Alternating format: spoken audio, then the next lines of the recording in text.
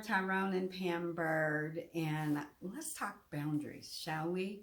I know it has been a while since we have come at you with a video on talking about boundaries, but we are back. We were doing some traveling over the last few months, taking care of family, dealing with some family situations. And so we're back, and dealing with what we dealt with really prompted us to have a conversation about boundaries as it relates to how death can bring life to your boundaries. And so with that, I first want to just turn it over to Tyrone, my hubby, and so he can say hello. Hello, everybody. I'm glad we're back. Just like Pam said and indicated that we have been out doing some traveling. In November, it started off. We had to do a homegrown service for my father who passed away, and then move it over into the December area to help Pam and her wife transition at the same time. So we know a lot about boundaries. We want to talk about some of those things and talk about the experience that you may that may come about because of that, and why you need to set a healthy boundary for your life. Yeah, and I started to think about how Tyrone thought, and I thought about having this conversation was, I talked to him about how death has an opportunity to give life to our boundaries. And he asked me, so what comes to mind for you?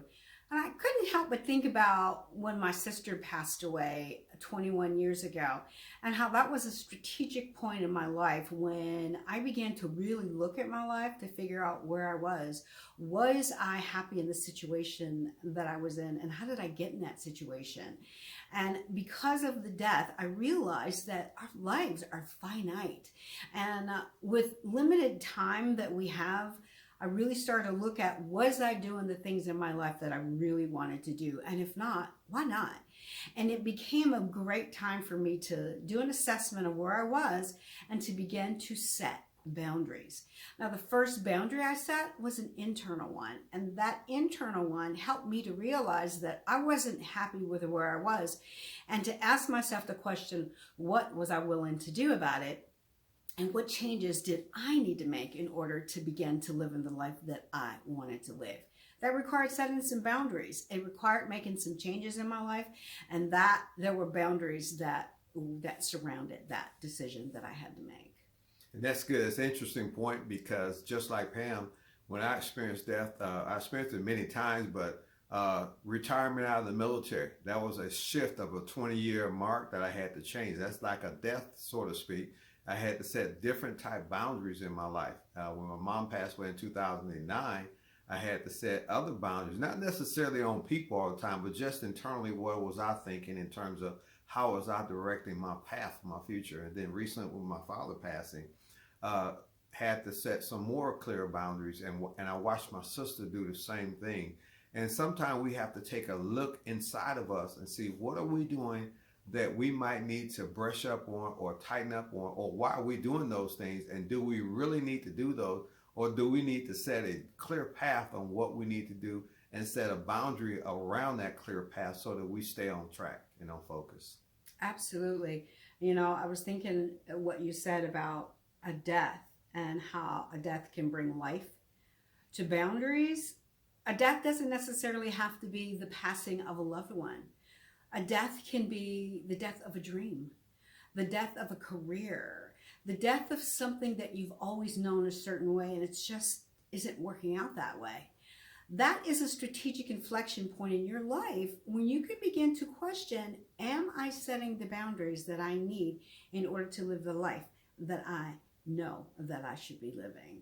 And so when you think about this, one of the things that, and I said, death brings life to boundaries. And the reason I say that is because somehow when we truly look at the boundaries that need to be set, even if we need to set them in the past, we somehow have the courage to begin setting those boundaries, the healthy ones. Sometimes we don't set them when we know that we should, because we get complacent, or we get just comfortable. We can get so comfortable being uncomfortable. But when we have the death, that really gives us a wake-up call to look at the reality of where we are. We have a wonderful opportunity to set that boundary at that time. And it's never too late to set the right boundaries. And that is great. If you think of death, death happens, but Out of death, God forms life. And life means that there's going to be a change. And that change, sometime when you look at a plant that's coming up through the ground, it has to push its way through. And that's kind of painful when you look at the process. But the process of setting boundaries may seem and appear to be painful, but they're part of the life that God's given into you for a new opportunity. So, our question to you, have you experienced some form of death over the past year, over the past month, over the past decade, that you are still going through a grieving process? Well, in that grieving process, have you stepped back long enough to think about how finite life is and how finite your life is and what boundaries you may need to set in order to live the life that you know that you're supposed to be living? So that's just a question I want you to ask yourself. In the meantime, Tyrone and I are going to think about some more Let's Talk Boundary conversations that we can have. But in the meantime, if you have some question about a boundary that needs to be set and just not sure how to do that, feel free to leave us a comment below or send us a private message, and we'd be happy to have that conversation right here on Let's Talk Boundaries. In the meantime, we're Tyrone and Pam Bird, and let's talk boundaries, shall we?